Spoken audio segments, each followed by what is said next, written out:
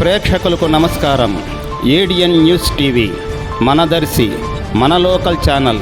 ADN news TV ప్రేక్షకులకు నమస్కారం. వార్తలు చదువుతుంది మీ ప్రసన్నారాం.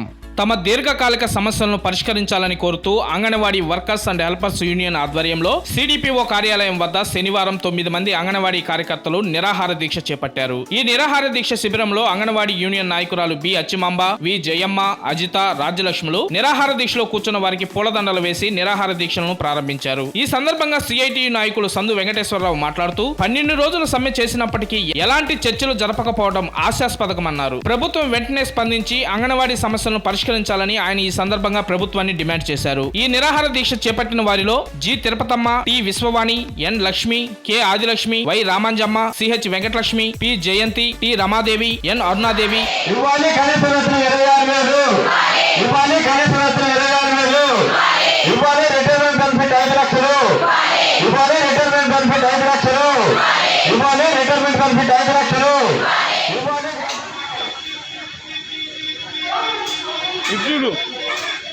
ఇచ్చుడు